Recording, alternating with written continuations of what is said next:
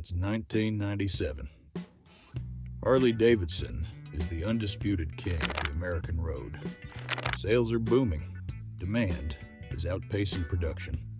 For the first time in decades, America's hunger for big, rumbling V-twin cruisers is bigger than the supply. And somewhere in Medina, Minnesota, the boardroom of a snowmobile and ATV company is watching very carefully. That company is Polaris Industries, and they're about to make a bet that will define and ultimately destroy one of the most genuinely impressive motorcycles ever built on American soil. Asked 1. The ambition.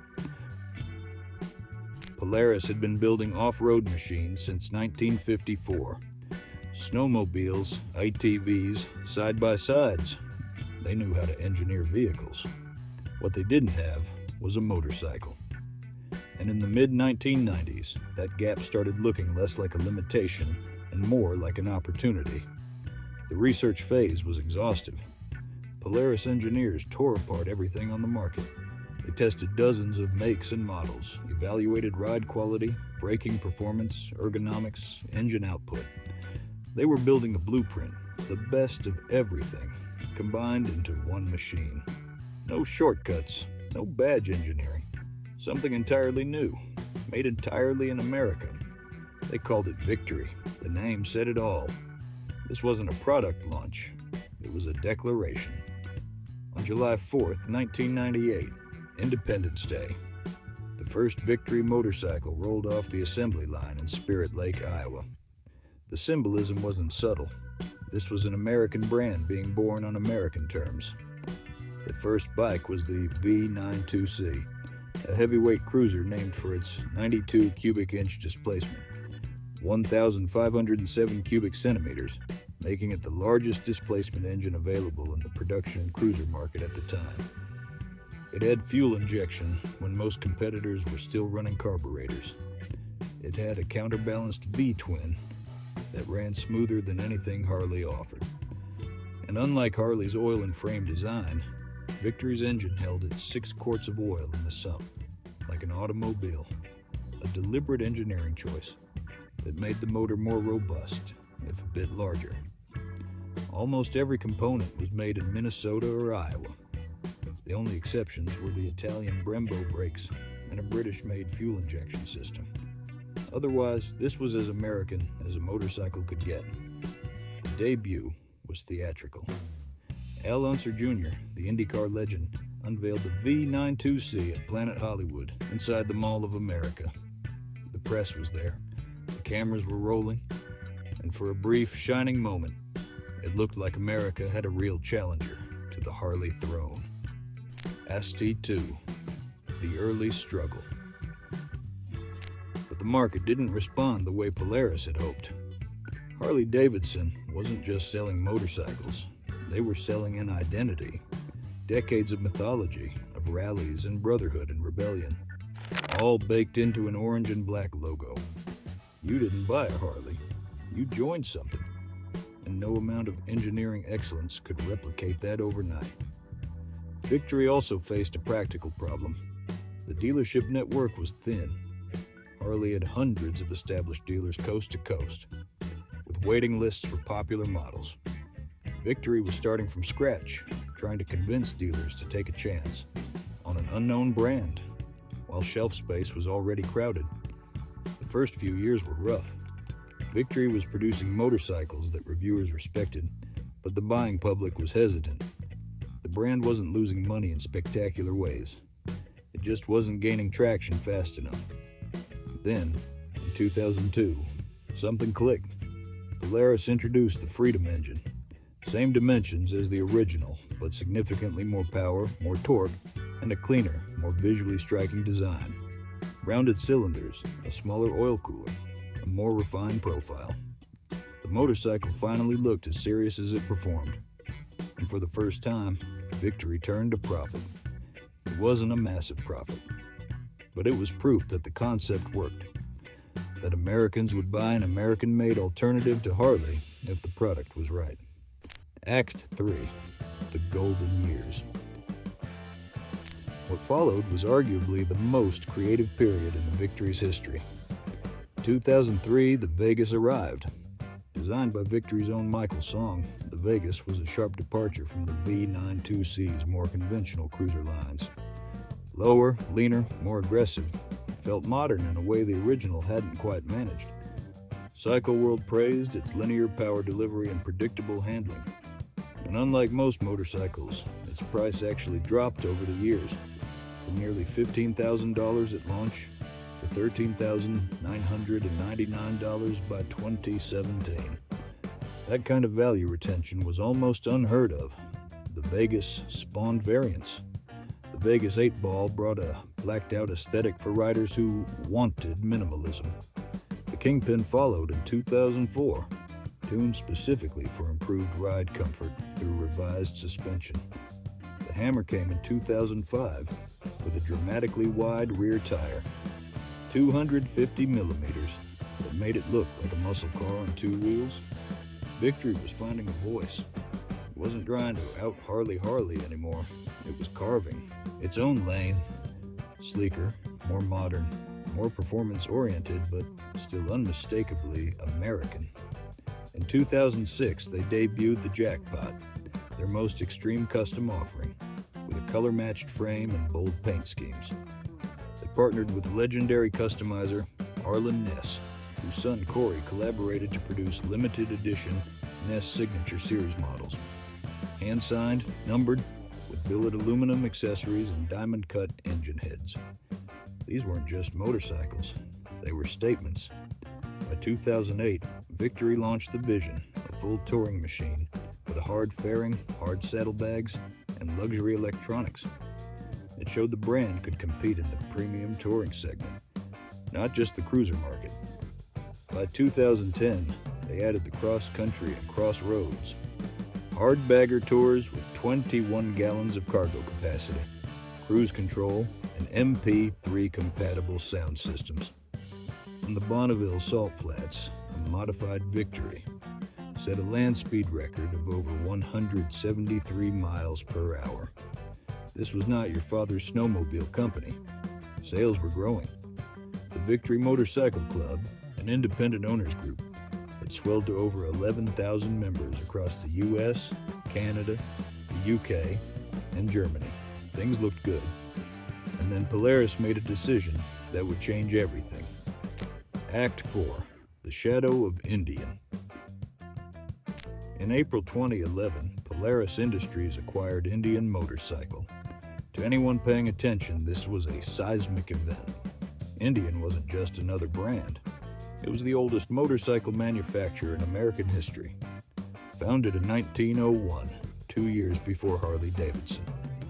Indian had ridden through both world wars, had produced some of the most iconic machines the country had ever seen, and carried a mythology that made even Harley's heritage look recent.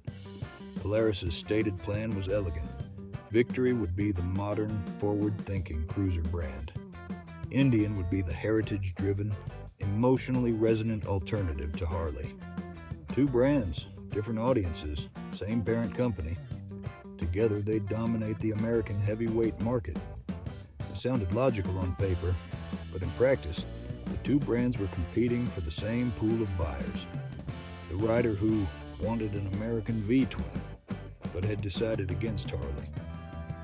Every Victory customer was a potential Indian customer. And once Indian's new models started arriving in 2014, with Polaris-built machines that looked sensational and carried that century of history on their tank badges, it became clear which brand the market preferred. Indian's sales grew aggressively. Victory's flatlined. Internally, the math was getting harder to ignore. In an era of finite investment resources, you couldn't fully develop two competing platforms. Something had to give. Act 5, The Slow Decline. Victory's last few years had flashes of genuine brilliance.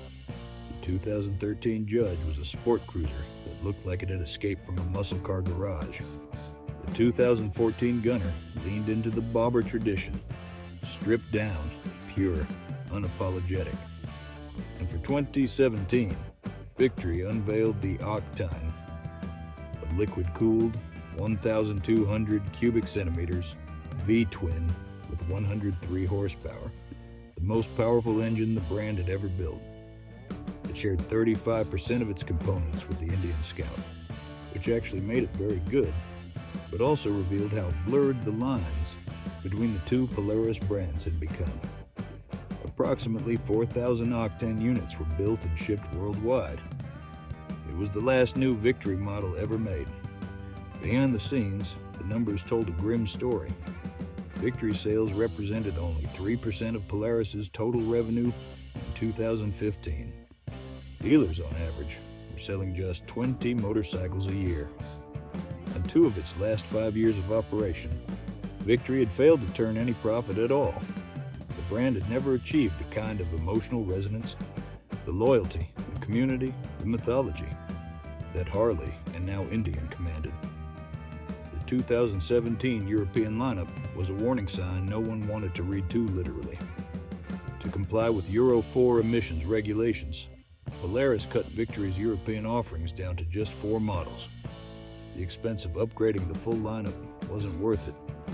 Meeting new global emission standards would have required significant reinvestment across the entire product range. That was money Polaris could either pour into a struggling brand or redirect toward Indian, which was already outperforming every expectation. ACT6, the end. January 9th, 2017. Polaris Industries issued a press release. Victory motorcycles would immediately begin winding down operations. The brand was discontinued, effective that day. The announcement landed like a punch to the stomach for Victory's devoted community.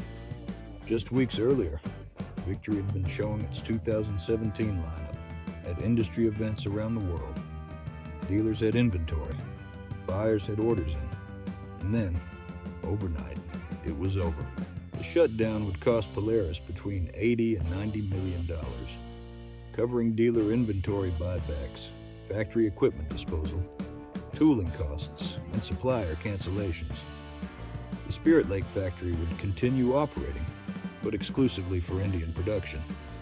Some Victory workers would lose their jobs. Polaris CEO Scott Wine put it plainly.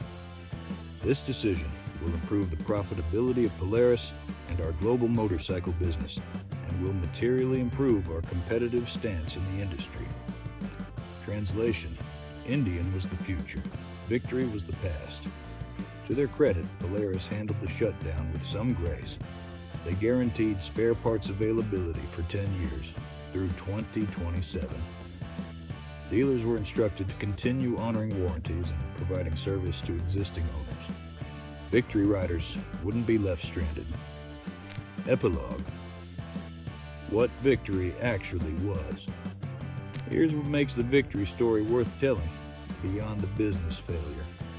Those motorcycles were genuinely good, arguably better on a pure engineering basis than most of what Harley was building at the same time. The Freedom engine was reliable, smooth, and tunable. The chassis were modern and precise. The touring models offered real comfort and real cargo capacity. The Vegas remained competitive in both price and performance, from its debut in 2003 until the final day. Victory failed, not because the product was flawed, but because in the motorcycle market, the product is almost secondary. What sells a cruiser is history, it's mythology. It's a sense that when you throw a leg over a machine, you're connecting to something bigger than yourself, to roads ridden before, to stories already told. Harley-Davidson had a century of that. Indian had even more. Victory had 18 years, a clean factory in Iowa, and a truly excellent V-twin. It wasn't enough. There's a lesson in that, about how brand identity shapes markets, about how even objectively superior products can lose to emotionally resonant ones, about how companies sometimes kill their own children in order to survive. Victory motorcycles built nearly 60 different models. They set land speed records. They earned design awards. They built a loyal global community of riders who genuinely loved what what those machines represented. The idea that you could start from zero, engineer something honest and excellent, and earn a place on the American road. For 18 years, they did exactly that. And on January 9th, 2017, someone in a boardroom decided that wasn't enough. Whether they were right is a question victory riders are still arguing over. And the fact that we're still talking about it, that's its own kind of legacy.